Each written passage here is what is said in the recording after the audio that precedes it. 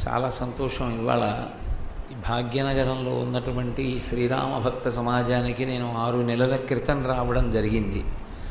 అప్పటికి ఇప్పటికీ ఆధ్యాత్మికంగా ఈ ప్రాంగణాన్ని కేంద్రంగా చేసుకుని ఈ సమీప ప్రాంతాలలో నివాసం చేస్తున్నటువంటి గృహస్థులందరూ సాధిస్తున్నటువంటి పురోగతిని, మీరు భక్తితో చేస్తున్నటువంటి కార్యక్రమాల గురించి తెలుసుకుని నేను మీదిముక్కిలి ఎంతో సంతోషించడం జరిగింది. నేను మీదిముక్కిలి సంతోషించడం అంటే ఏదో మీరు చెయ్యవలసిన వాళ్ళు, నేను చెయ్యవలసిన అవసరం లేని స్థితికి చేరిపోయిన వాణ్ణి అని కాదు నా ఉద్దేశం. నేను కూడా మీలా భగవత్పథంలో భక్తి మార్గంలో నడవగలిగినటువంటి అదృష్టాన్ని పొందాలి అని లోపల సంతోషించడం. అంతేకాని నేనేదో గొప్పవాళ్ళని, మీరు తక్కువ వాళ్ళని, మీరు ప్రయాణించవలసిన వాళ్ళని, నేను మీకు మార్గనిర్దేశకత్వం చెయ్యవలసిన వాళ్ళని అటువంటి అహంకారంతో నేను మాట్లాడటం లేదు. మీరు సన్మార్గంలో ఉన్నారని తెలుసుకుని సంతోషించి భగవంతుడు నాకు అటువంటి సత్పథాన్ని కటాక్షించాలి అని కోరుకుంటున్నాను, అంతే. ఇక ఈరోజు ఆధ్యాత్మిక ప్రసంగం చెయ్యండి అని అడిగారు తప్ప మా శివశంకర్ గారు కానీ లేకపోతే ఈ శ్రీరామ భక్త సమాజానికి చెందినటువంటి కార్యకర్తలు కానీ నాకు ఇతమిద్ధంగా దీని గురించి మాట్లాడవలసి ఉంటుంది అని ఏమీ చెప్పలేదు. అయినా భగవంతుడు నాకు ప్రచోదనం చేసినటువంటి విషయం ఏదైతే దాని గురించి మీకు మనవి చేసే ప్రయత్నం చేస్తాను. మనకి తెల్లవారితే ముక్కోటి ఏకాదశి, దానికి చాంద్రమానంలో ముక్కోటి ఏకాదశి అన్న పేరు లేదు యథార్థానికి. మనం చాంద్రమానం పాటించేటటువంటి వాళ్ళం. ఋషులు కాలమును గణన చేశారు. ఎందుకు అలా గణన చేశారు అంటే ఆ గణనను ఆధారం చేసుకొని దాన్ని సంకల్పంగా స్వీకరించి మనం మన యొక్క ఆధ్యాత్మిక పురోగతికి వీలుగా దేశకాలములను ప్రకృతిని అనుసంధానం చేయడానికి ఏర్పాటు చేసినటువంటి విధానమునకు చాంద్రమానము, సౌరమానము అని ప్రధానమైన పేర్లు. మూడవది ఉంది, దాని ప్రస్తావన ఎందుకు కానీ ప్రధానంగా చాంద్రమానము, సౌరమానము. సూర్యుని యొక్క గతిని దృష్టిలో పెట్టుకుని లెక్క కడితే సౌరమానం అంటారు. చంద్రుని యొక్క గతిని దృష్టిలో పెట్టుకుని లెక్క కడితే చాంద్రమానం అంటారు. చంద్రుడు శుక్లపక్షంలో, కృష్ణపక్షంలో వృద్ధిక్షయములను పొందుతూ ఉంటాడు. ఆ కళలను, చంద్రుడి యొక్క కళలను తిథులతో కలిపి లెక్క కట్టేటటువంటి విధానానికి చాంద్రమానమని పేరు. మనం చాంద్రమానం పాటిస్తాం. దక్షిణ దేశంలో ద్రవిడ దేశవాసులు, ప్రత్యేకించి తమిళనాడు సౌరమానాన్ని పాటిస్తుంది. ముక్కోటి ఏకాదశి అనేటటువంటి మాట కానీ, ముక్కోటి ఏకాదశి అనుష్ఠాన విధానం కానీ యథార్థమునకు ఆంధ్రదేశమునకు చెందినది కాదు. అది సౌరమానమునకు, తమిళ దేశానికి చెందినటువంటి సంప్రదాయం. అందుకే మీరు జాగ్రత్తగా గమనిస్తే అసలు ఉత్తర భారతదేశంలో వైకుంఠ ఏకాదశికి సంబంధించి ఏమీ ఉండదు. ముక్కోటి ఏకాదశి అని పూర్వం శ్రీరంగ క్షేత్రానికి అది ఎక్కువగా పరిమితమై ఉండేది. తదనంతర కాలమునందు అది ఆంధ్రదేశంలో కూడా వ్యాప్తి చెందింది. అసలు యథార్థంగా చాంద్రమానమునందు దీనికి పేరేమి అంటే ఈ ఏకాదశికి మోక్ష సంబంధ ఏకాదశి, మోక్షైకేకాదశి అని పేరు దానికి. ఆ ఏకాదశి నాడు చేసేటటువంటి వ్రతం మోక్షమును ఇవ్వగలదు అని. అసలు ఆ తిథికి అంత ప్రాశస్త్యం రావడానికి వేరు కారణం ఉంది. ఏకాదశి వ్రతం అని ఒక వ్రతం, దాన్ని శుక్లపక్షంలోనూ చెయ్యాలి, కృష్ణపక్షంలోనూ చెయ్యాలి, 2 పక్షాల్లోనూ చేస్తారు. ఏకాదశి తిథితో వచ్చేటటువంటిది కాబట్టి ఆ వ్రతం, దానికి ఏకాదశి వ్రతం, ఏకాదశి తిథి నాడు చేస్తారు. చాంద్రమానంలో ఎప్పుడూ కూడా తిథితో సంబంధం లేకుండా దక్షిణాయనం యొక్క చిట్ట చివరి రోజుగా పూర్తయిపోయే పండగ భోగి పండగ. అందుకే భోగి పండగ ఒక ప్రత్యేకమైనటువంటి తిథి నాడు వస్తుంది అని నిర్ణయం ఉండదు. రథసప్తమి ఉందనుకోండి, అది సప్తమి తిథి నాడే వస్తుంది. ఏదో భీష్మాష్టమి ఉందనుకోండి, అది అష్టమి నాడే వస్తుంది. అలాగే ఏదో ఉగాది అన్నాను అనుకోండి, చైత్రమాసంలో వచ్చేటటువంటి మొట్టమొదటి తిథి, కార్తీక మాసంలో వచ్చేటటువంటి పౌర్ణమి, జ్వాలాతోరణం, ఒక్కొక్క తిథితో ఉంటుంది. కానీ ఒక్క భోగి పండగ మాత్రం దక్షిణాయనంలో తిథితో సంబంధం ఉండదు. దక్షిణాయనం యొక్క చిట్ట చివరి రోజు ఏదో అదే భోగి. ఎందుకు భోగి అన్న మాటతో దక్షిణాయనాన్ని పూర్తి చేశారు అంటే, భోగి అన్న మాటకు అర్థం భోగం అనుభవించుట అని. పుష్యము అంటే అనుభవములోనికి వచ్చుట, అనుభవించుట, ప్రయోజనమును పొందుట అని. మార్గశీర్షము దాటిపోయి పుష్యమాసంలోకి వచ్చేటప్పటికి అనుభవంలోకి వస్తుంది. ఆత్మ అనుభవంలోకి వస్తే అది మోక్షము. అద్వైత సిద్ధాంతమునందు కైవల్యము అన్న మాట వాడతారు. కైవల్యము అన్న మాటకి అర్థం రెండు రకాలుగా ఉంటుంది. ఒకటి జీవన్ముక్తుడు, రెండు విదేహముక్తి. ఈ మాటలు కొంచెం జాగ్రత్తగా మీరు పట్టుకోవలసి ఉంటుంది. జీవన్ముక్తుడు అంటే శరీరం పడిపోయిన తరువాత పొందేటటువంటి మోక్షం కాదు. ఇక్కడే ఇప్పుడే ఈ క్షణంలోనే ఆయన మోక్షాన్ని పొంది ఉంటాడు. కానీ శరీరంతో తిరుగుతూ ఉంటాడు. శరీరం కేవలము అసత్యమని, శరీరము శాశ్వతమైనది కాదని, తాను ఆత్మ అని ఆత్మగా అనుభవంలోకి తెచ్చుకుని ఆత్మను ఎరుకగా పొంది ఉంటాడు. అందుకే ఆత్మ సాక్షాత్కారం అన్న మాట లేదు. ఆత్మ సాక్షాత్కరించడానికి మనకన్నా వేరు పదార్థం కాదు, ఆత్మయే ఉంటుంది. నేను ఆత్మ అన్న సత్యము అనుభవంలోకి రావడం, అసత్యమైన శరీరము నేను కాదు అన్నది అనుభవంలోకి రావడం మోక్షము అని పేరు. అలా ఎవరు జ్ఞానమును పొందుతారో వారు మోక్షమును పొందినారు అంటారు. అది జీవన్ముక్తుడు, జీవించి ఉండి మోక్షమును పొంది ఉన్నాడు. అంటే ఆయన శరీరం పడిపోతే ఆయన కూడా దాన్ని సాక్షిగా చూస్తూ ఉంటాడు. నాకు ఈ వేలు నెప్పెడుతోందండి అని చెప్పినప్పుడు నెప్పెడుతున్న వేలుకి నేను ఎలా సాక్షినో అలా పడిపోతున్నటువంటి శరీరానికి కూడా తాను సాక్షిగా నిలబడతాడు. ఒక భగవాన్ రమణులలా, ఒక మహాస్వామిలా, ఒక చంద్రశేఖర భారతీ స్వామిలా, ఒక రామకృష్ణ పరమహంసలా, ఒక శుకబ్రహ్మల, ఒక వామదేవుడిలా నిలబడగలిగినటువంటి స్థితిని పొందిన నాడు జీవన్ముక్తుడు అంటారు.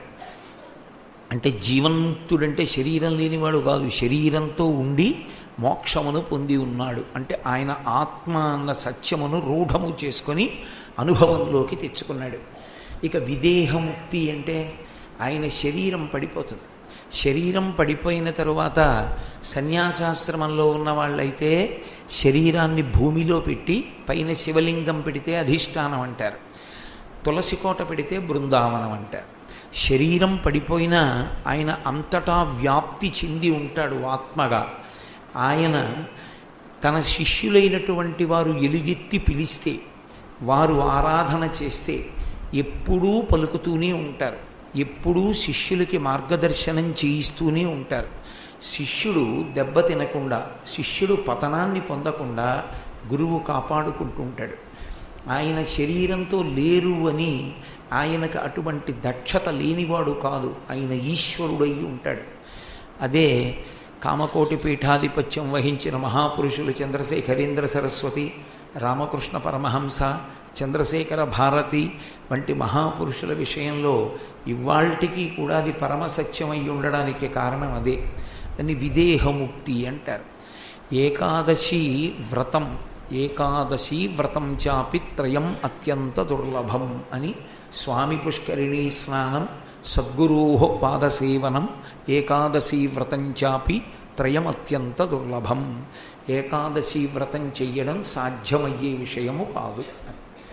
ఏకాదశి వ్రతం అంత తేలికగా చెయ్యలేరు. ఎందుచేత అంటే ఏకాదశి వ్రతానికి మొట్టమొదటి నియమం ఇది, అంటే ఉపవాసం. ఉపవాసం ఎవరికి అన్వయము కాదు అంటే బ్రహ్మచారికి ఉపవాస దీక్ష లేదు. ఎవరు బ్రహ్మచారిగా ఉంటాడో ఆయన ఎప్పుడూ ఉపవాసం చేయడాన్ని శాస్త్రం అంగీకరించలేదు. కాయకష్టం చేసేటటువంటి వాళ్ళు ఎవరుంటారో అంటే శరీరంతో కష్టపడే వాళ్ళు ఎవరుంటారో వాళ్ళు ఉపవాసం చెయ్యకూడదు. అలాగే గర్భిణీ స్త్రీ, ప్రసవమైనటువంటి ఆడది, 85 ఏళ్ళు దాటిపోయిన వృద్ధుడు శరీరంలోకి పదార్థాన్ని వెయ్యకపోతే అది పడిపోతేటటువంటి వ్యాధి పొందినటువంటి వాళ్ళు, అంటే మధుమేహ వ్యాధిగ్రస్తుడు ఉన్నాడు అనుకోండి, ఆయన పదార్థం తినకపోతే పడిపోతాడు. అటువంటి వాడు ఉపవాసం చెయ్యక్కర్లేదు. ఇటువంటి వాళ్ళందరికీ ఉపవాసము నుండి మినహాయింపు. ద్వైత సంప్రదాయమునందు మధ్వాచార్యుల వారని వారు ద్వైతమత ప్రవర్తకులు. ఆ మధ్వాచార్యుల వారి మతంలో అయితే ఉపవాసం నిర్జలోపవాసం. వాళ్ళ ఆ రోజున మంచినీళ్ళు కూడా తాగరు. ఇంటికి వచ్చినటువంటి వాళ్ళకి కూడా మంచినీళ్ళు ఇవ్వరు. అలా ఇచ్చినా కూడా అది వాళ్ళ ఉపవాస వ్రతానికి భంగమని, ఒకవేళ ఏకాదశి తిథి నాడు అత్యంత కఠినమైన నియమం పాటించేటటువంటి ద్వైత సంప్రదాయంలో ఉన్న వాళ్ళ ఇంటికి వెడితే మీరు ఏమనుకోకండి, మీరు వస్తే మామిడి పండు ఇవ్వాలనుకున్నాను, మా చెట్టుకు పండి ఉంది కానీ రేపు ఇంటికి పంపిస్తాను, ఇవాళ పంపను అంటారు. అందుకే ఏకాదశి నాడు తండ్రి పడిపోతే వాళ్ళు ఏకాదశి నాడు తద్దినం కూడా పెట్టరు. ఎందుకంటే వాళ్ళు అన్నం వండి పెట్టరు, ద్వాదశి నాడే పెడతారు తిథి. ఏకాదశి అంత కఠినంగా పాటించేటటువంటి సంప్రదాయాల్లో ఒకటి ద్వైత సంప్రదాయంలో ఉన్నవాళ్ళు పాటిస్తారు ఇప్పటికీ కూడా. ఏకాదశి వ్రతం అన్న మాటకు అర్థం కఠినమైనటువంటి ఉపవాస దీక్ష చేస్తారు. అయితే ఇక్కడ మీరు ఒక శాస్త్రంలో ఉన్నటువంటి ఒక సున్నితమైనటువంటి భేదాన్ని తెలుసుకోవాలి. భగవంతుని యందు మనసు చేర్చేటటువంటి ప్రయత్నం చెయ్యకుండా కేవలము శరీరమును ఒక్కదాన్నే సూషింపచేశాడనుకోండి, భగవత్ సంబంధం ఏం లేదు. ఓ సంధ్యావందనం చేయడు, ఓ విష్ణు సహస్రం చదవడు, ఓ గుళ్ళోకి వెళ్ళడు, ఓ పూజ చేయడు. కానీ ఉపవాసం అన్న పేరుతో ఆయన ఏమీ తినడు. కానీ ఆఫీస్కి వెళ్ళిపోతాడు, మామూలుగా అన్ని పనులు చేసుకుంటాడు, టీవీ దగ్గర కూర్చుంటాడు, రాత్రి పడుకుంటాడు, ఏమీ తినడు. ఇప్పుడు దాన్ని ఏమనాలి అని అడిగారు. అప్పుడు దాన్ని ఏమంటారంటే, గత జన్మలలో ఎవరో ఒకడికి పెట్టకుండా ఉండిపోయినటువంటి పాపాన్ని ఇప్పుడు పోగొట్టుకుంటున్నాడు. కాబట్టి కావాలని ఆకలితో ఉంటాడు. కేవలం ఉపవాసము చేత సిద్ధించదు, అలాగని తినేసి కూడా సిద్ధించదు. నేను కడుపు నిండా తింటానండి, ఈశ్వరుని యందు మనసు పెడతాను, అసంభవం. రెండూ జరిగేటటువంటి విషయాలు కావు. ఉపవాసం అంటే వాసం అంటే ఉండుట, అక్కడ నివసించుట. ఉప సమీపమునందు, ఉపవాసము, ఉపనయనము, ఉపాసన అన్నీ అందుకే ఉప అన్న శబ్దంతో ఉంటాయి. ఉప అంటే సమీపమునందు, ఉపవాసము సమీపమునందు వసించుట. సమీపమునందు వసించుట అంటే ఇప్పుడు ఈ సభ అయిపోయిన తర్వాత మేము దూరంగా ఉండిపోయామంటే ఆయన మాకు బాగా కనపడలేదంటారు కొంతమంది. ముందు కూర్చున్న వాళ్ళు, మరీ ముందు కూర్చున్నామండి, కదలడానికి వీలు లేకుండా పోయింది, బాగుండదని ఈసారి కూర్చోకూడదంటారు. ఉప అంటే దగ్గరగా, వాసము నివసించుట, ఉండుట. ఎవరికి దగ్గరగా?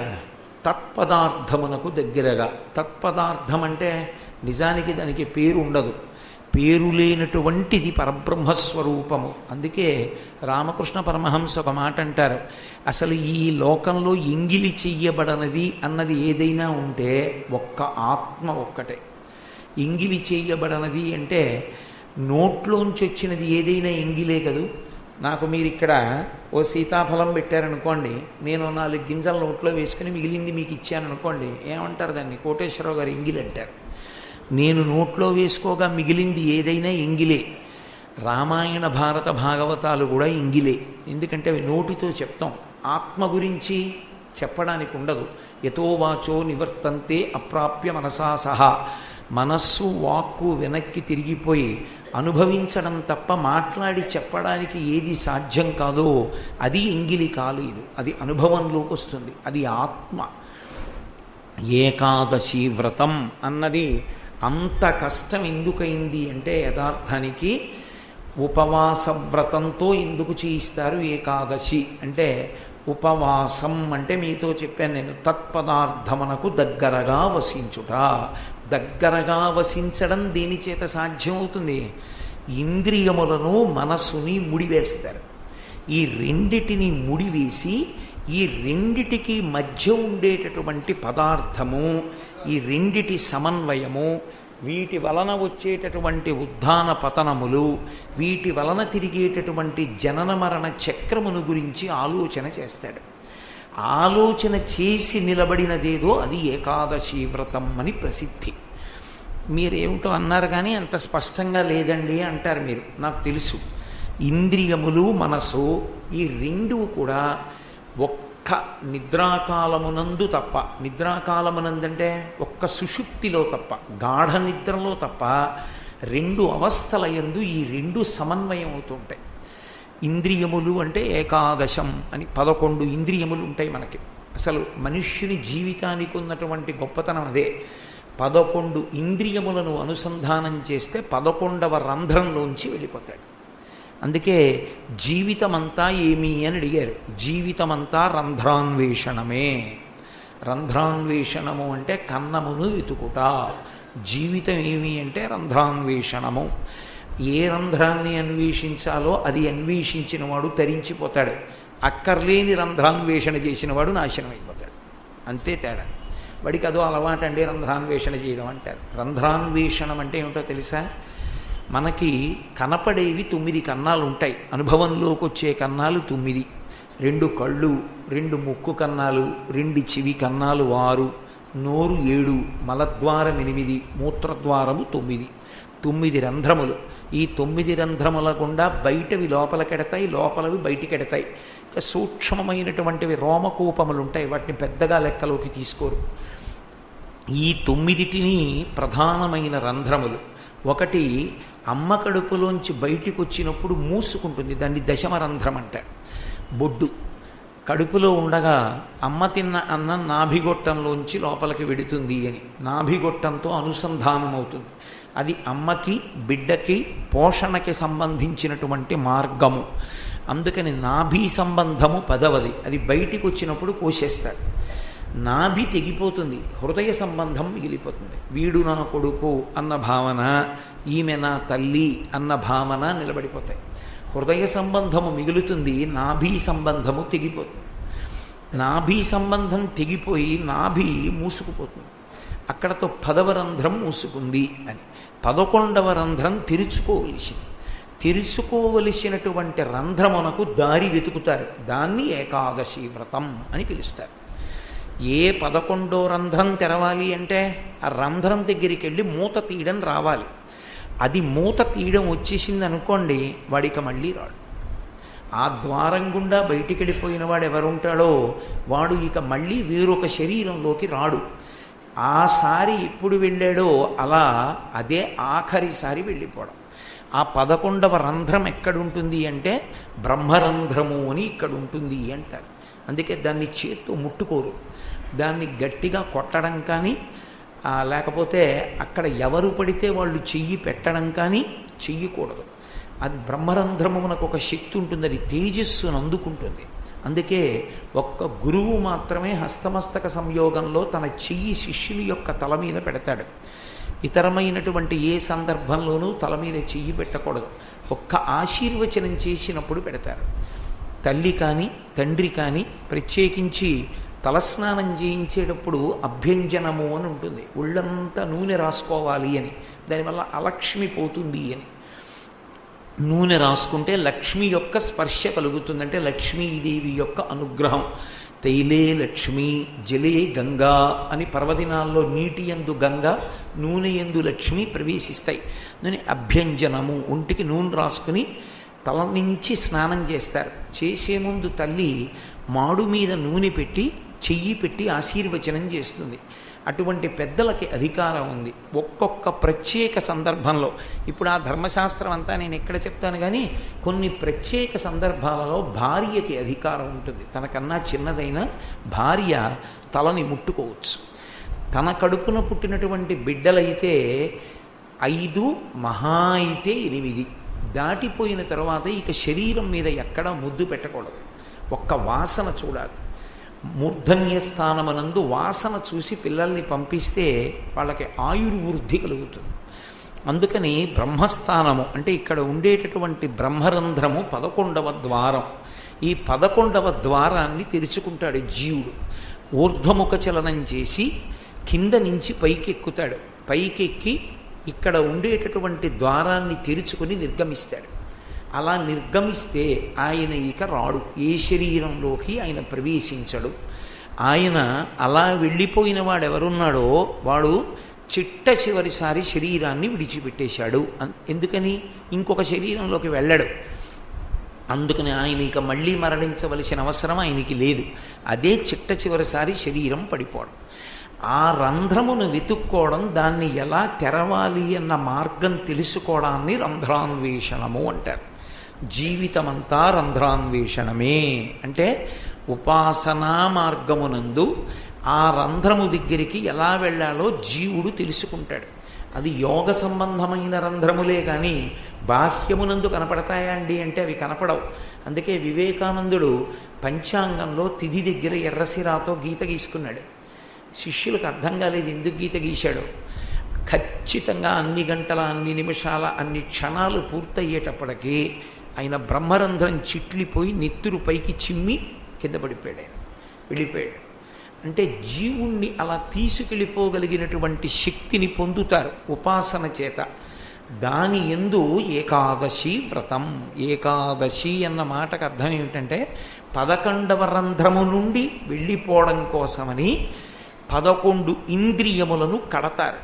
11 ఇంద్రియములను కట్టడానికి ఎప్పుడు కట్టాలి అంటే మన ప్రయత్నం లేకుండా కట్టబడేది ఇప్పుడు అంటే సుషుప్తి యందు, గాఢ నిద్రలో మనకి తెలియకుండా కట్టబడతాయి. మనకి తెలిసి కట్టాలంటే జాగృతిలో కట్టాలి. జాగృత్ అంటే ఇంద్రియములు తెలివిగా ఉన్నటువంటి సమయాన్ని జాగృత్ అంటారు. ఉదాహరణ చెప్పాలి అంటే నేను నిద్ర మేల్కొన్నాను అన్నాను అనుకోండి. నేను నిద్ర మేల్కొన్నాను అన్న మాటకు అర్థం ఏంటంటే నా 5 జ్ఞానేంద్రియములు పనిచేయడం మొదలుపెట్టాయి. 5 జ్ఞానేంద్రియములంటే కన్ను, ముక్కు, చెవి, నాలుక, చర్మము, అలాగే 5 కర్మేంద్రియాలు, కాళ్ళు, చేతులు, ఇటువంటివి. ఈ 11వదైనటువంటి మనస్సు. ఈ 11 తెలివిలోకి వస్తే వాటిని జాగృతి పొందాడంటారు. జాగృతిలోకి వచ్చాడు అంటే మీరు బాగా జ్ఞాపకం పెట్టుకోవాలి, ఉత్థాన పతనములకు హేతువులు ఏర్పడుతుంటాయి. వాడి యొక్క జీవన క్రమం వాడు ఈశ్వరుడి వైపుకి చేరాలా చేరకూడదా అన్నదానికి సంబంధించినటువంటి కెరటాలు పడిలేస్తాయి. ఎందుకని? సంఘర్షణ ఎక్కడొస్తుందంటే ఇంద్రియాలు, మనస్సు రెండు ఒకదాన్నొకటి ప్రభావితం చేసుకుంటాయి. మీకు నేను ఉదాహరణ చెప్పాలి అంటే అన్నిటికన్నా ఇంద్రియాలకి నాయకత్వం ఎవరిది అంటే కంటిది. కన్ను నాయకత్వం వహిస్తుంది. నాయకత్వం వహిస్తుంది కాబట్టి నయన, నాయక. సంస్కృతంలో 2 దగ్గర పదార్థాలు. సర్వేంద్రియాణం నయనం ప్రధానం. నేను ఇలా చూస్తున్నప్పుడు మొట్టమొదట కన్ను లోపలికి తీసుకొస్తుంది విషయాన్ని. అది దానికి ఉన్న గొప్పతనం. అది పైకి చూస్తుంది, లోపలికి తెస్తుంది విషయాన్ని. నేను ఇలా చూస్తున్నాను అనుకోండి, ఈ కన్ను దేన్నో చూస్తుంది. చూడడం దాని లక్షణం. అది చూస్తున్నప్పుడు వెనక మనసు, కన్ను రెండు ఒకదాన్నొకటి పట్టుకుంటూ ఉంటాయి. పట్టుకుంటున్నప్పుడు కన్ను దేన్నో చూసింది. చూసినప్పుడు మనసు ఏ భావన పొందిందో దాని చేత నా అభ్యున్నతి కానీ నా పతనం కానీ ఆధారపడతాయి. నేను మీతో ఒక ఉదాహరణ చెప్పాలంటే, నాకు వెళ్ళిపోతుంటే నా కాలి కింద ఓ బంగారు కడియం దొరికింది. నేను ఒక కడియాన్ని తొక్కాను. ఇలా చూస్తే అది బంగారు కడియం. ఇప్పుడు మొదట స్పర్శ చేత తెలిసింది ఏదో తొక్కుతున్నానని. అది కడియం అని ఎప్పుడు తెలిసింది? కర్మేంద్రియం వల్ల తెలియదు, జ్ఞానేంద్రియం వల్ల తెలుస్తుంది ఇది కడియం అని. కన్ను చూసింది బంగారు కడియం, వెంటనే మనసు గ్రహిస్తుంది అది బంగారు కడియము. ఇప్పుడు నేను ఎదగాల పాడైపోవాలా? మనసు ఇంద్రియము కలిసి చేసేటటువంటి నిర్ణయం మీద ఉంటాయి. మనసు వెంటనే అబ్బా బంగారు కడియం దగ్గరగా ఓ 1/2 కిలో ఉంటుంది, ఎంత అదృష్టం రా, ఈ ఒక్క కడియం చాలు.